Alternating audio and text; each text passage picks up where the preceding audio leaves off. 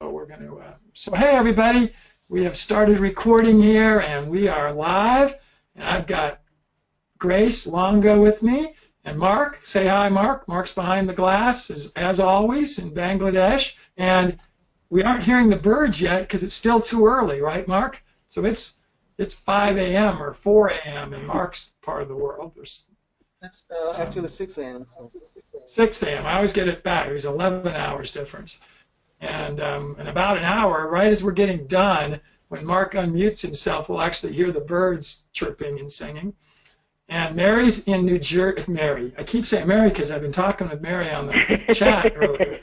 Grace is in New Jersey, just not far from the Garden State Parkway, so really close to the New York City area.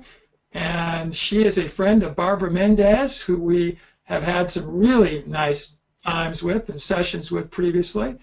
And she's going to talk to us today, as the slide says, woman to woman about money. And yet she says, as I put in the introduction for the webinar, that men are more than welcome also and can actually really learn something. So, but before we do that, I'm just going to just interview Grace for a little bit. And so, Grace, say hi to everybody. Hi, everybody. I'm glad to be with you tonight.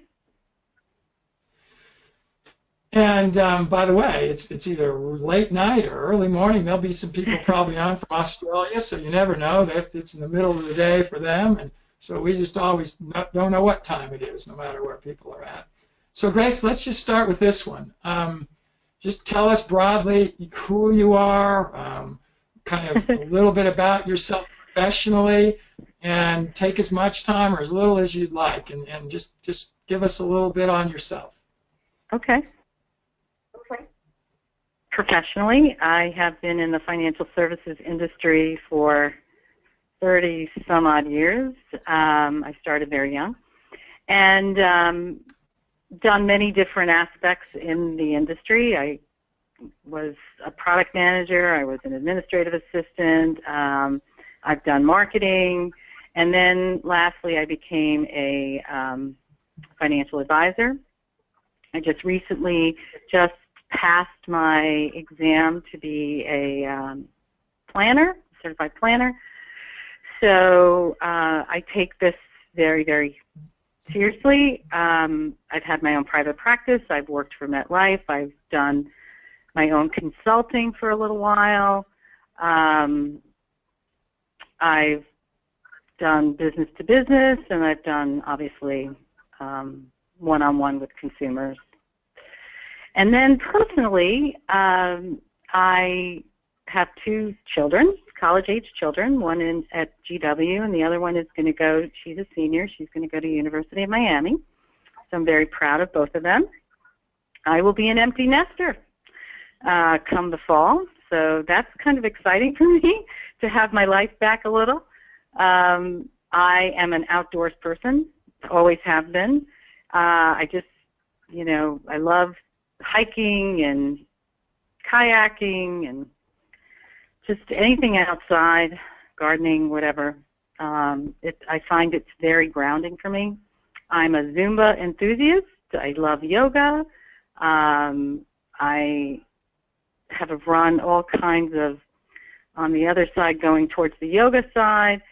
I'm very spiritual, so I've run spiritual women's groups and all kinds of things like that.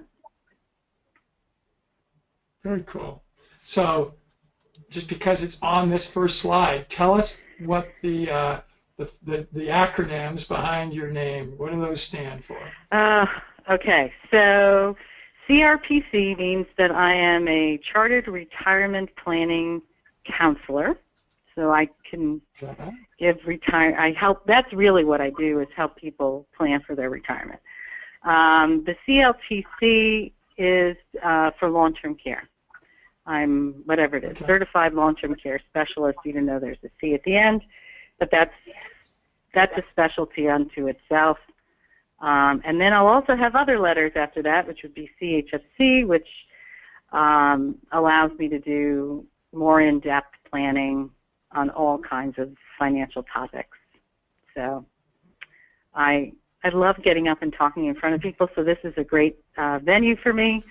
I speak to a lot of groups all around the country talking about financial wellness. So that's one of my loves, is to do that. Excellent. To connect with other people.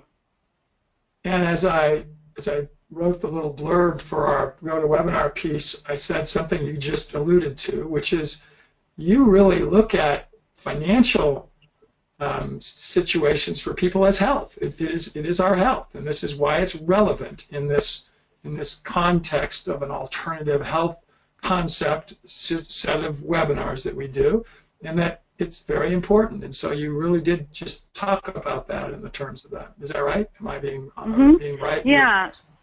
And honestly, I find that the tenets that you use to live a healthy lifestyle are very similar to how you have a healthy financial life as well. I mean, they're so tactically, obviously, they're going to be different, but from a mindset perspective, they're similar.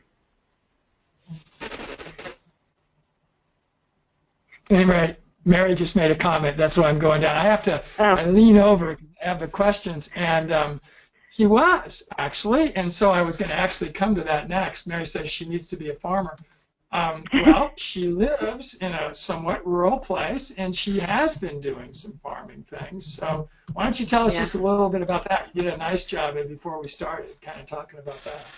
Yeah, I have for where I live in Bergen County, New Jersey, and for here I have a pretty large piece of property, and I had a huge garden. And I had that for maybe 10 years.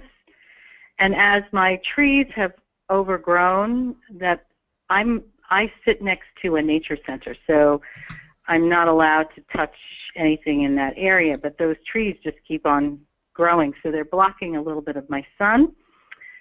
So I've even moved that garden twice, put it in the front of my yard. And I just can't manage between the sun and the animals. So now I just do pots, and I garden that way. Up on my deck, I have all kinds of herbs, and so I'm kind of a farmer, a little bit of a farmer. Well, you and are. I'm all organic, all organic. I don't use any pesticides. I don't do any of that. Well, I think that I'm moving my webcam here because I'm actually going to keep the webcams over on this other monitor, and that way I can make sure I'm looking at you and not just at the slides. Okay. So Mary actually might have had a question there, too. She needs to become a farmer when she retires with her lifestyle. Well, I'm sure what she's been doing. So that's that way she finished that. So that was cool. Yeah. So yeah. Well, let me ask you other questions about yourself, and this way people can get to know you. Okay. And then she's got a little presentation she's going to give us too, everybody. And there's a good chance that if she wants to, that we're going to have her come back and do a series from this. So, because she's got way more slides we're going to get through. So I'm going to go through kind of a lightning round. I'm going to ask you about 6 or 7 questions. It'll give our audience a chance to get to know you a little bit. And I like to start with this one because it takes people back a little bit in your life. So if it was a beautiful Saturday or Sunday afternoon and you were 15 years old, so take yourself back to that time, and it was just nice and you had no other obligations, so you're going to be able to do whatever you'd like, what would we find Grace doing? What would you be up to? I would be playing tennis all day, sitting outside. We used to have this great park that you could spend the whole day at, and that's what I would be doing, playing tennis with anybody who wanted to play. There was a group of us that were, at that time, tennis kind of enthusiasts, I guess, and I literally, anybody who didn't have a partner, I would play. Like I said, I love to be outside, so any chance I got, especially if it was a beautiful day, that's what I'd be doing. Well, in case any of our audience is from Australia, and I'm sure at least I know on the replay there will be, the Australian Open tennis tournament is going on right now.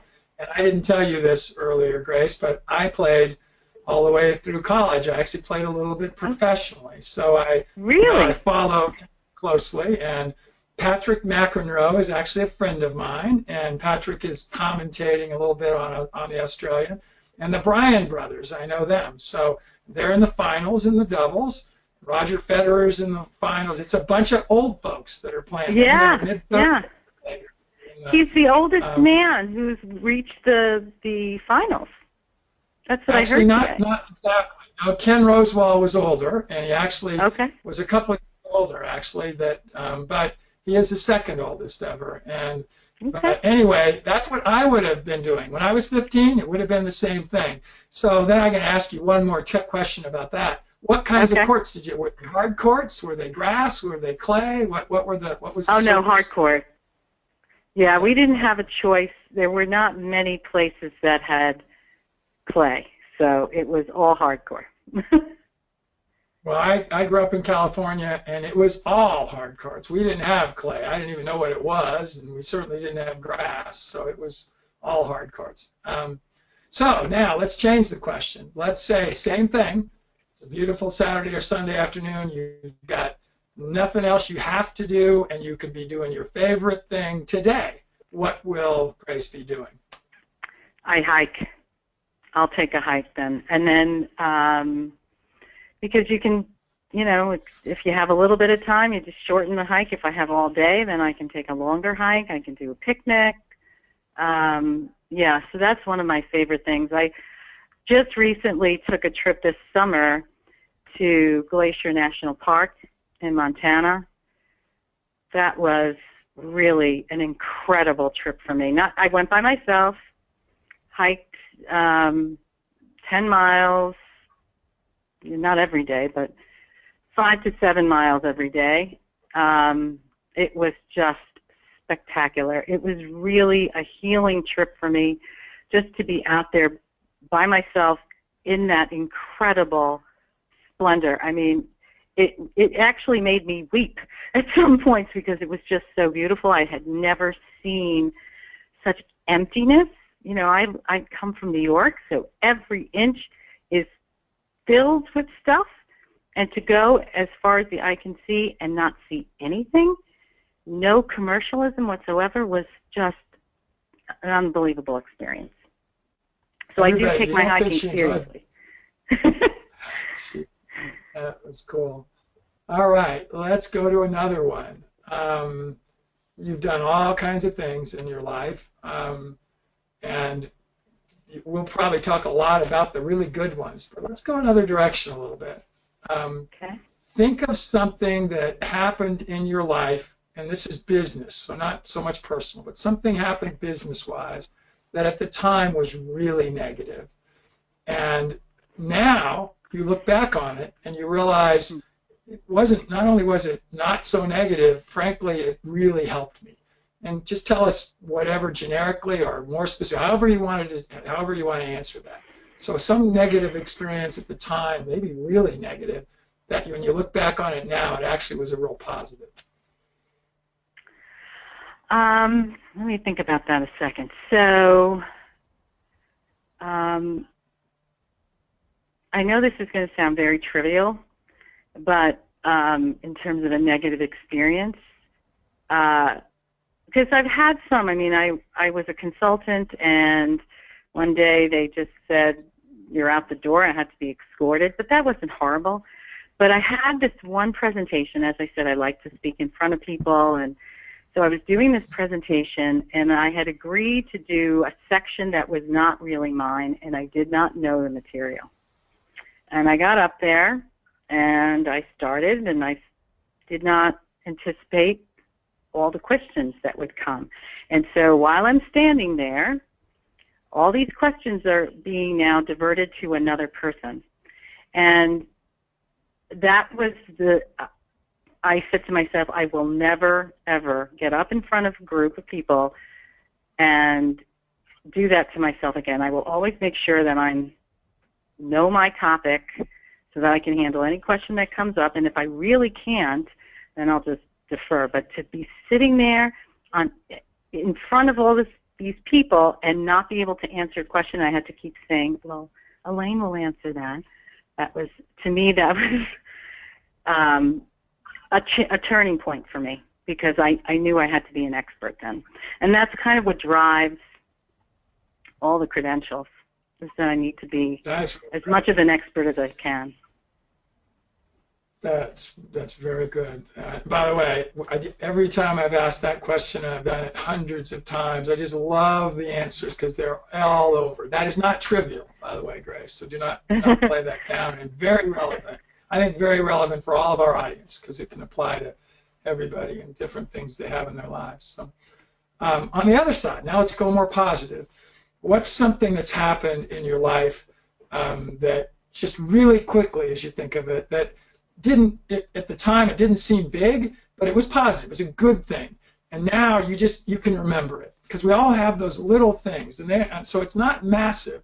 Just something might have happened a long time ago, and you just think about it, and I can remember that right now, like it was yesterday.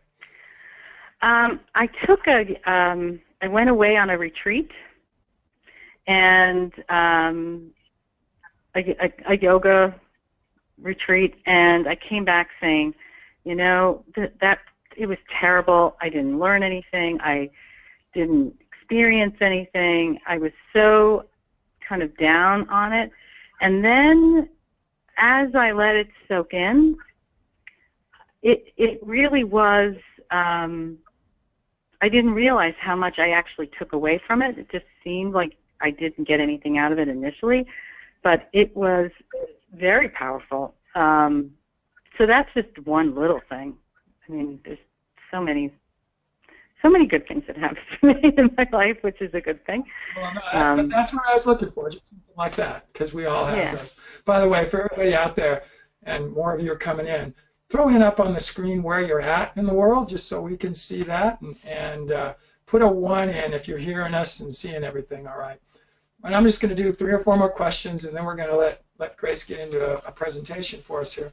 What book have you read recently, or you're reading right now, that you could tell our audience about that is really good for you? You're really enjoying it. Okay, so that one's an easy one. It's called The Power of Now, Eckhart Tolle. Unbelievable You're book. The second person who said that? Speaker. Yes, you are. So. I think it's just totally transformational to talk about how we basically live in 2 different worlds. We're really not here. We're always either living in the past or in the future, and that we're not really living our lives fully unless we are present in the moment. And just, I never really thought of it that way, and I took a lot from that book and trying to live that every day, which is not easy, but it's definitely worth it, I think. I mean, just taking moments. He talks about taking moments to pause so you can just feel, as opposed to, and I'm an analytical person, as you're going to see. The topic I'm in and my career is analytical. There's no doubt about it. But the idea of, instead of always overthinking everything, any little decision that we make is overthought. But if we can just feel, we tend to make better decisions. And that actually we'll talk a little bit about that too in the way I run my practice as well. But transformational book. I put that in the chat, everybody, so you can have that. And like I said, Grace is the second one of our speakers that has said that book is something that's been really good for them. All right, just 2 or 3 more. Who's a person other than your parents that has really influenced your life? And you can either give a name if it's somebody that is relevant, or just generically. So just give a person a description, really, of someone who's really impacted you in a positive way. Okay, so my high school social studies teacher. I was kind of a rebel kid, and even though I was a nerd and still am to some degree, I really love learning and reading and researching, and I love all of that. But I didn't always like to go to school. And so he pulled me aside, or sometimes he was the kind of teacher that would love to embarrass you in the class, one of those. And so you either loved him or you hated him, or sometimes both at the same time. Very difficult kind of person. But he had once said to me, if you don't pay attention and put some effort into what you're doing, you're not going to amount to anything. And those were his words to me. You're not going to amount to anything. And that kind of, kicked me in the gut a little bit. So I finished off high school, still kind of not going to school every day, but more going to school. But when I got to college, I decided that I was going to really pay attention and put a lot of effort into what I was doing, and it paid off. But I would say my high school teacher, he also was able to handle things in the classroom with humor. And so I learned how to deal with sometimes difficult topics with a little bit of levity, and it helps get some points across without having to be always a hammer and being down on somebody. So very influential.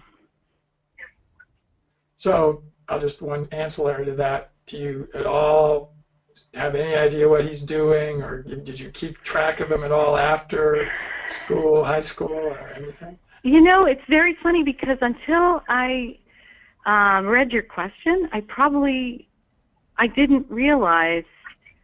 I mean, I knew he had kind of kicked me a little bit, but metaphorically, of course. But I haven't really thought about him until just like today. And I'm like, I really should, because he lived actually in New Jersey. He didn't live too far from me, actually. So I'll have to look him up. Everybody take something away from that, because you probably have somebody like that in your life too, and there's probably the same kind of a story.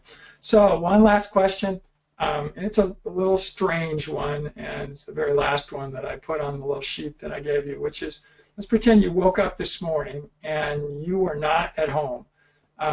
Somehow you were somewhere else. It's very much like Earth. You kind of had enough time to wander around and realize this is not it's not a threatening place. You did meet with some people, and they said, yeah, you just showed up. I don't know where you came from. And let's say you have all your daily needs taken care of.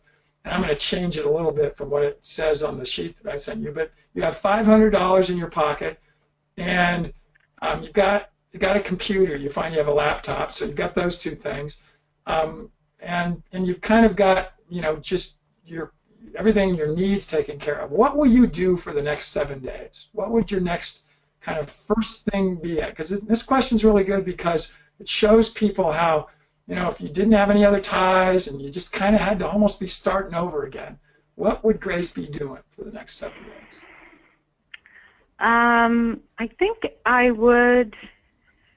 My first initial reaction was that I'd try to write a book, or do something with my laptop that I wouldn't be able to do, that I normally would never have time to do. I'm not a huge Facebook or social media person, so I would probably try to also spend time connecting to people that I normally don't, like my high school teacher maybe. And the $500 I would spend probably, if I could, I'd probably have a party and buy some good food and some wine and invite the new people that are going to be my neighbors, I guess. I've done that in every place I've lived, that when I'm new to some place, I kind of make everybody come in and so that we have introductions, and it just makes living in a new place a lot more fun if you get to know your neighbors. So that's what I think I would do off the top of my head. That's a great question. By the way, I was looking up at the screen because that's where questions are. And by the way, remember I said there'd be Australia, and we have Garth from Australia that's out there. But that's not what I was looking at. For the first time in like the 190th of these that we've done, I think Mark got knocked off for a minute. He wasn't in the staff side, and that's what I was kind of looking at. But he's back, so he must have had a little bit of a computer issue for a second, and he was gone and came back. So that's kind of the end of the questions. You know, if anybody in the audience, if you guys have got a question that you want to ask that isn't necessarily topical, that you'd like to know about Grace, why don't you put it in the little question area? But we're going to transition now, move over to the slides that Grace has given us. And she's going to I'm actually controlling them, so she's going to kind of talk me through them. So I'm just going to leave it with this one. And Grace, it's really your show now. You just kind of take us where you want to, and just tell me when you want me to move the slides. Okay. Thanks, Wayne. Okay, so first thing, I want to just talk about why women, right? So I started my private practice in 2002 with MetLife, and I worked primarily in the healthcare market and teacher market, so that is mostly women. And the first thing I noticed was that women made financial decisions in a different way. There was a different process. So, and that entailed more hand-holding, many more sessions. They needed more education than the men did. Not that the men knew more necessarily, but they would move ahead even if they didn't know. Then I went to another location. I left that practice and where I am now, and again, the same thing with a completely different sector of people. And the women, same reaction. So I decided that this was not just my personal experience, that there must be something more to this. So being kind of the nerd that I am and a research bug, I decided to do research. So for about a year and a half, I researched women and financial behavior, differences between men and women in general, words, linguistics, gender studies, all kinds of things. And what you're going to see a little bit of is the culmination of that research. And women, some people don't like to admit this, but there's nothing wrong with difference. There's nothing wrong with difference. And women are different when it comes to their finances and how they make decisions than men. And so this is my personal passion. It's my mission to help women feel in control, confident about their financial lives so that they can make the decisions that they need to make that are relevant to them. You can move to the next slide. Thank you. So today, just very briefly, we're going to talk about what we know about women and money. You can keep going. And we're also going to talk about the risks. It's a little bit of a downer, but I promise I won't leave you there. And lastly, how the industry is responding to women. Because this is a very interesting thing, because I'll just 1 second on this. Women in general, all across the globe, manage more money than men do. They own more small businesses than men do. And so the financial services industry, forget about retail. Retail is all over that. But financial services industry has decided to really pay attention and to try to understand why women are really not engaged in their financial lives. And so that's the teaser. So before we get to the nitty-gritty of the presentation, though, I kind of want to ask a question to the audience, because and this is for the men too. Anyone that you know in your life that's a woman, this is some insight into how they process. But it's also a little bit true for men as well. But that when we talk about, we can be successful family members, successful business people, successful in our community, in sports, in all kinds of avenues. So we have the skills to manage our money. There's no doubt about that. There are some tactical things you might not know, but that's easy to learn. But there's something about the words, especially for women. So I'm going to ask you, what do you feel like when I say financial planning or investing or managing your own money, being your own financial planner? Does it evoke some kind of emotion? Use that keypad, everybody. Put in, don't be shy. Oh, I'm just telling the audience, don't be shy. Use your keypad and throw some thoughts in there. What emotions does that bring up for you? And usually there's a little delay. That's okay. Because That's they've fine. got to type. And so, okay, we're getting one here. Chris says it feels hopeful. Okay. It can raise the bar in one's work, from Lisa. By the way, that's really cool, Chris. That it says makes you feel hopeful. Yeah. And that was interesting too. That Lisa says can make you raise the bar. Come on, guys, don't be shy. There's a whole bunch more of you out there. Here we go. Here's another one.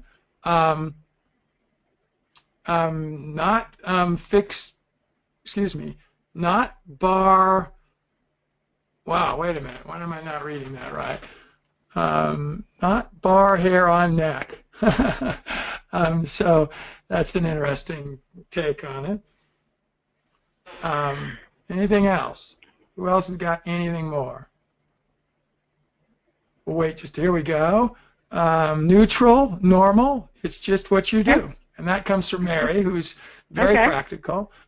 Very practical. More part of the process, more creative, is what Garth is saying. So, that's good. I like that one, being creative. Well, I'll tell you when I have done this presentation live, and you actually, in a lot of cases, you'll see the body language change. And most women, I will say, are fearful that they're going to make a mistake, that they'd rather not know what's kind of going on with their stuff, because then they'd have to do something and they don't feel knowledgeable enough to do it. I will also say that there's a little bit of guilt about they know that they should be doing it, but they don't.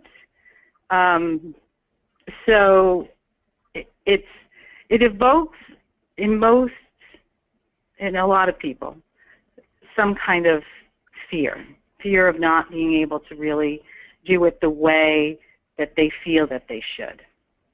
And so,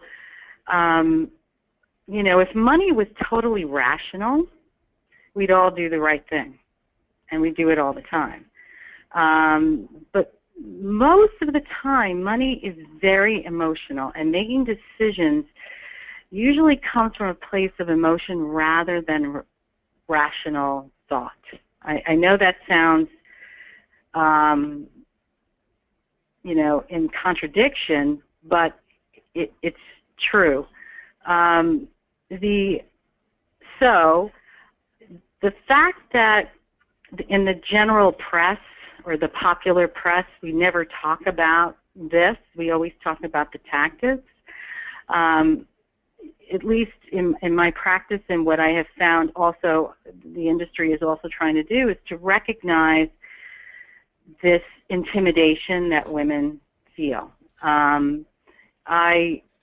Just for myself, right? I've been in this industry for 30 years.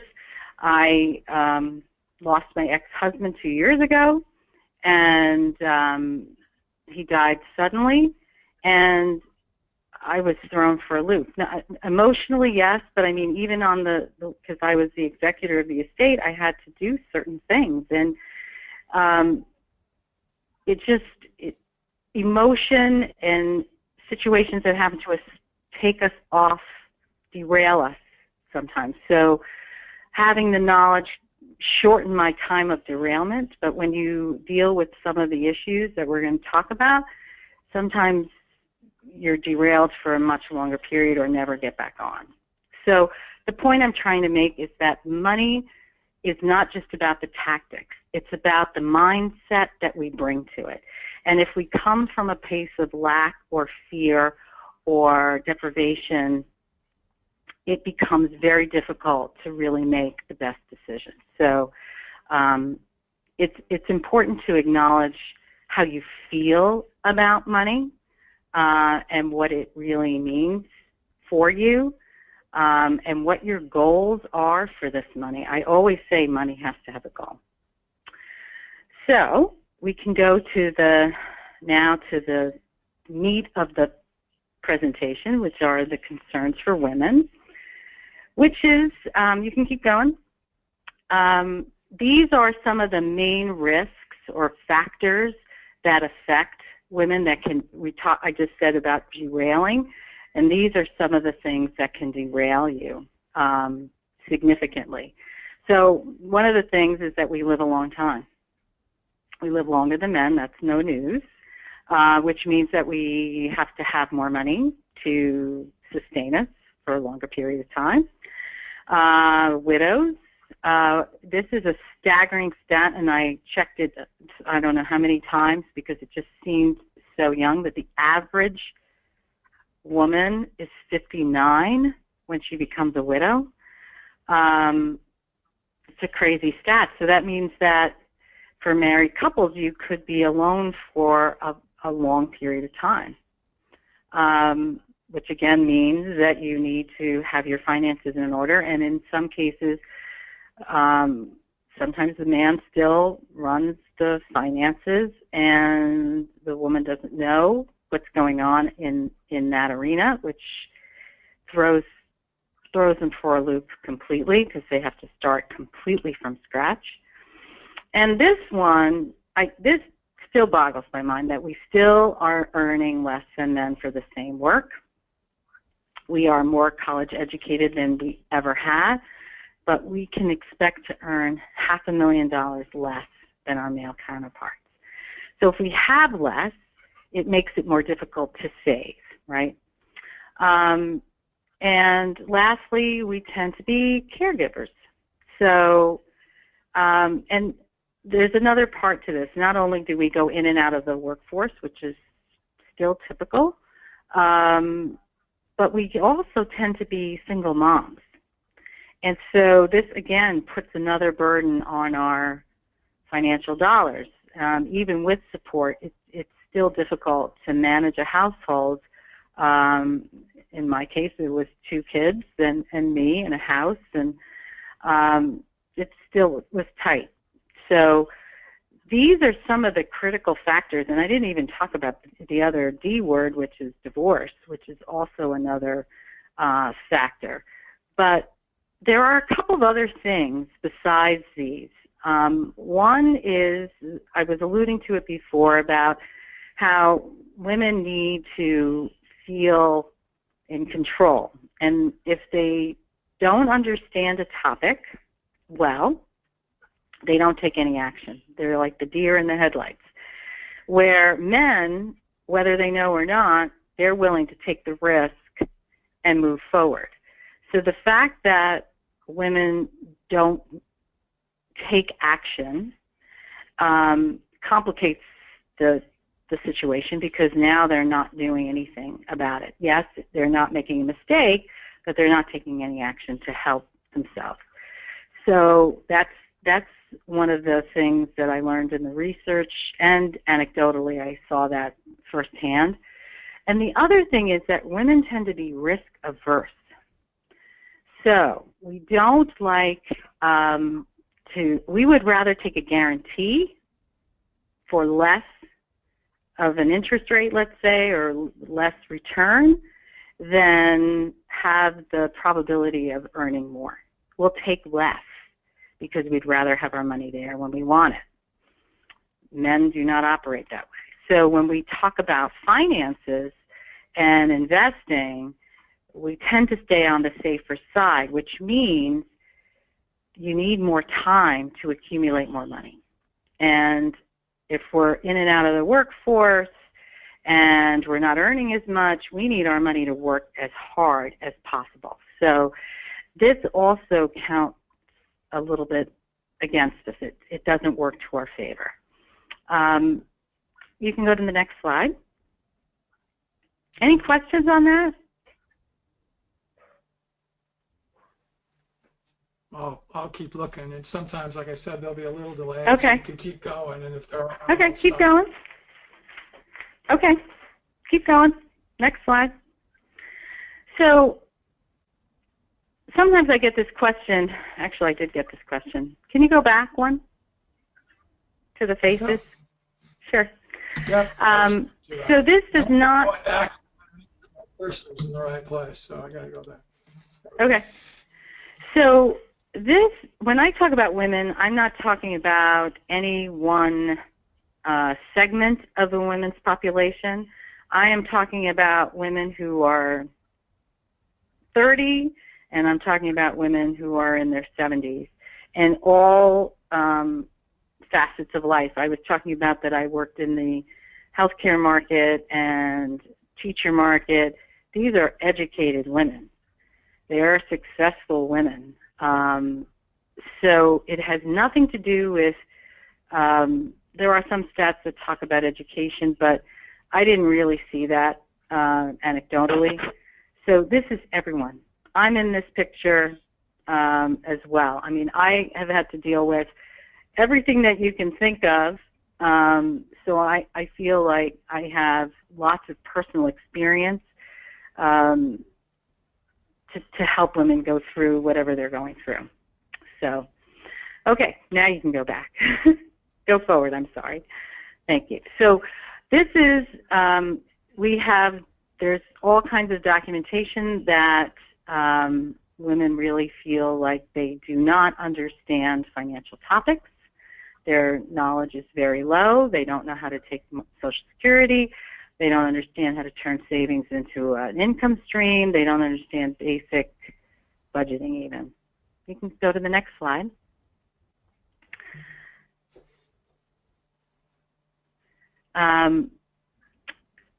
The other thing is that they also don't take certain activities. Like you always hear about do a calculator to figure out how much money you need for retirement, or figure out how much life insurance you need, or how long will your money last. Women tend to not do these basic activities to figure out really what they need and how to get it. And research has shown that when these activities are done, some of these calculators or even taking an envelope and doing it on the back of the envelope kind of thing, that renders more success than not doing any activities for retirement planning. You can go to the next slide.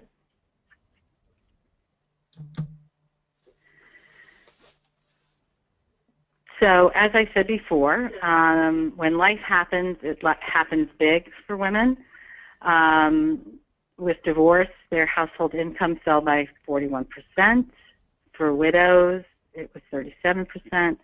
And this last stat about poverty, that women are more impoverished than men, and it's a growing segment in our population, speaks to the fact that all those factors we just talked about do have a significant impact on how our lives turn out.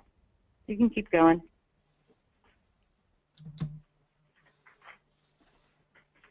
So, what's the bottom line? This is my father's favorite saying: you can't put off for tomorrow what we can do today.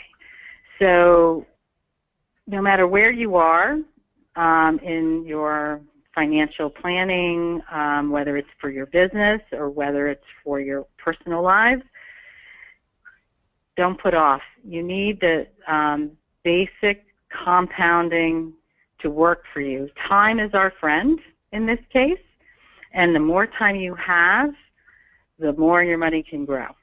So I have a couple of, do I have a few more minutes? Oh, yeah. To do? Yeah, Okay, good. 10, 15 minutes.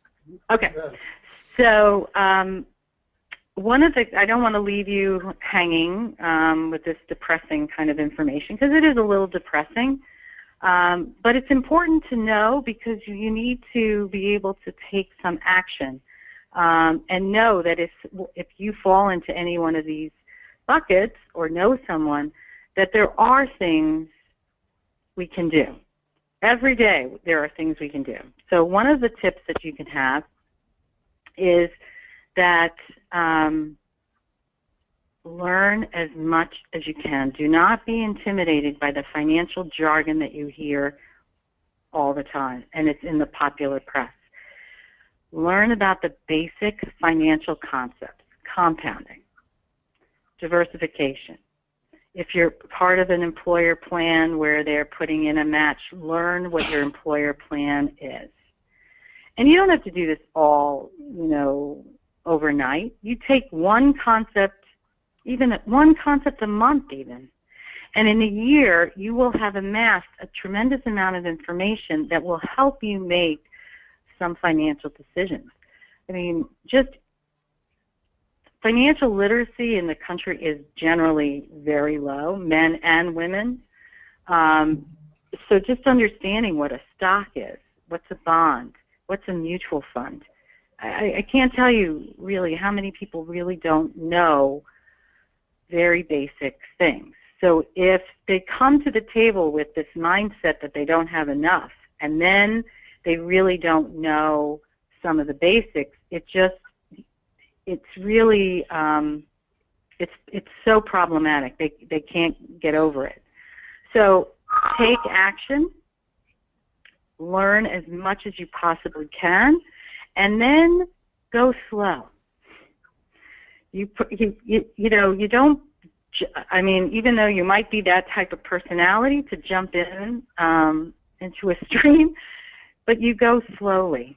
You dip your toes in the water. So you take, you leave most of your money in something safe, and you start playing a little bit in the market, and you start learning how it feels to see your statements go up and down.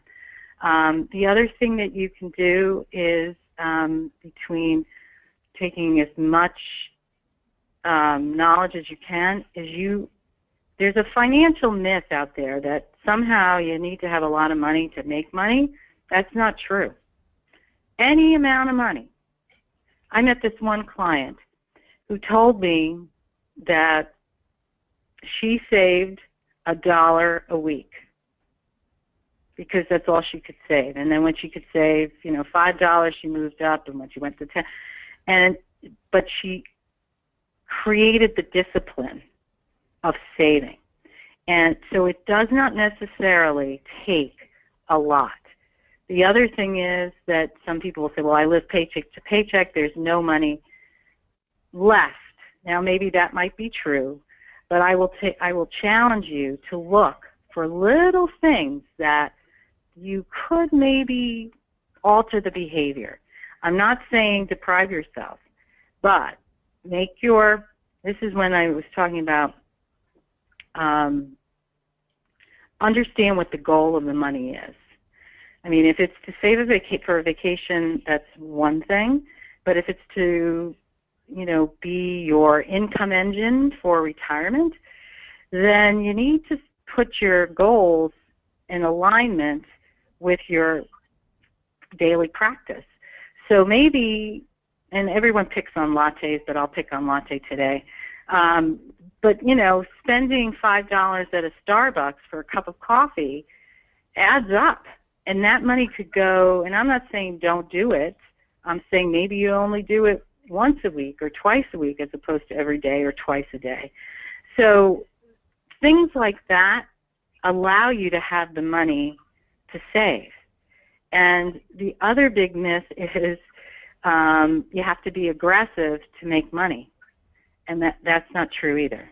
You don't want to be on the total other extreme where all your money is in a checking account or a savings account, because then that's not earning anything. But it doesn't mean that you have to be, in the most aggressive stocks to make money. That's not true either.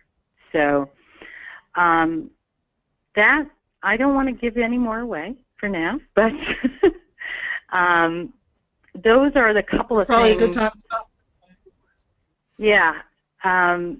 So there's more things to do, but I'll leave you with those. Those are easy.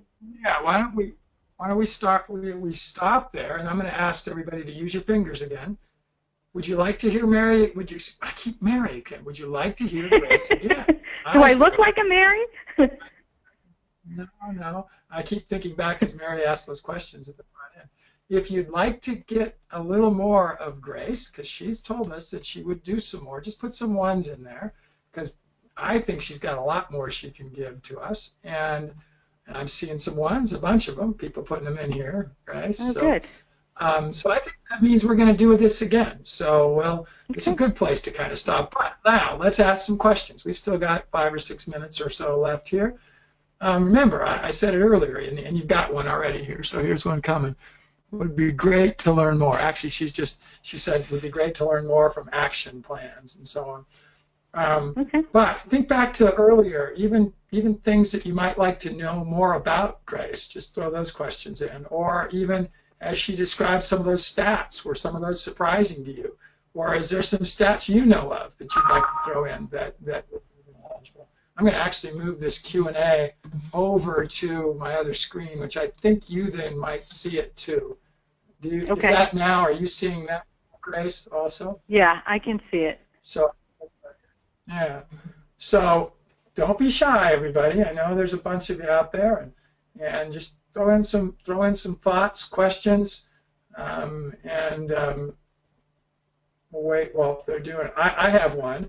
I was actually shocked by that age, the same as you, that the average woman becomes widowed at 59.4. That was a little shocking. Anecdotally, have you seen that also? Yeah, I've checked that stat many times, and now that I've experienced myself, so and then I've seen other people. So remember, it's an average, but very often these younger widows have still children, and so being prepared. And now I'm a crazy advocate about making sure everybody designates a beneficiary where they can, because it just makes life easier, and it really sets the intention of where you want the money to go. And they should be checked annually, or at very least whenever there's a life change. So that's a big takeaway. Check your beneficiaries. Well, come on, guys, throw some questions. I'm going to ask another one. That the average age, we all know that women on the average live to be a little longer. I think it's even, I've read something fairly recently that it's even more dramatic in terms of that difference if you take the average age that a person will live to when they're at the age that they're at, because those stats are based on the entire life cycle of the entire population. But for someone who's 60, the average age of all people living on the planet that are 60, the average life expectancy is a lot higher than the one that is for the whole population. Right. I've seen that gap even get bigger between men and women as women get older, so that a 70-year-old woman who would probably have a life expectancy of 88 or something, a 70-year-old man might only have a life expectancy of 77, let's say. So that gap gets even bigger as women get older. Yeah. It's amazing because the longer you live, the longer you live, and the probability gets larger and larger. And if you're a couple, probability of living into your 90s is very high. So it's, I mean, I deal with women in their late 80s and 90s, you know, trying to figure out where to put their money to be safe but still earn some kind of interest rate, and they're also thinking about how will I make this money last but still have it conservatively. So it is more common to talk to women, or actually men as well, that are in their 90s, still plotting out their finances. So it is very important. This is one of the things that is underestimated in retirement planning. People do not think they're going to live as long as they do. And if you think you're only going to live 20 years in retirement, that's a big difference than 30 years in retirement, unless you have a ton of money. See the question up here from Mike, Grace? So he says, will you be covering wills and alternatives at some point? Is that something that you do talk about? I can, definitely. I can talk about that. That's important, very important. Yeah, and I think he's probably emphasized wills and alternatives, meaning whatever there might be as an alternative to a will. Here's another anecdotal one for me as I look to see if there's some other questions. I think men more often sort of believe in or think they're more immortal than women do. That men do not want to face the reality of death to an extent. Then, once men retire, I think there's all kinds of stats of this. And when I mean retire, literally kind of reach the point where I'm done working, I'm going to sit in a chair, they die really rapidly after that time. Yeah. There's a really horrible stat out there about how men who literally completely retire, they just don't live for a whole lot longer. So they're really emotionally, mentally, and obviously then physically sort of giving up. Yeah. Which is sad. That's an interesting. I have not researched that to find out what the real number is, so I'll have to do that next time. But yeah, but that goes for the planning too. I'm going to keep going back to that because it's so important to kind of do the what if game. You know, I call it the what if game. What if this happens? What if, you know, I die early? What if I live too long? What if I, you know, can't do what I thought I was going to be able to do? This is another big thing. I'm going to work until I die. Well, that's not necessarily true. Health can impact, and if you think you're going to retire because you're going to work and not really retire, but health can come into play, and that throws a wrench in it completely. So, but I'll research that. Well, I'm not seeing any other questions, and we are at the top of the hour, and you guys have been a great audience, and Grace has been even better. And Thank you. I am excited about having her come on with us again, and she and I are going to talk about the timing and the details of that. So this is actually, and last week we had a couple more. This is our last webinar of the week this week, and we're going to be having all of our same sessions again next week, and we're actually going to be adding some more again, and then the following week we're actually going to grow more than that. I just want to make one last announcement. If there are some of you that still want to go to the State of the Soil Summit that's going on, that Nick Burton, one of the people that spoke for us twice, two different series segments talked about, that's on tomorrow. So State of the Soil, and I'm going to type that in here. Or Mark, why don't you type it in, and then I'm going to just say goodbye to Grace here and let you guys also say goodbye. And remember, on the internet, if you liked it, give us some ones. That means you liked it. So throw some ones up there. And Grace, we look forward to having you back again, and you and I will talk about the details of that. And okay. Everybody's saying thank you. And take care, everyone. All right. Okay, well, you have bye-bye. a great rest of you. And we'll Talk to you later. Bye-bye, everybody. Bye-bye.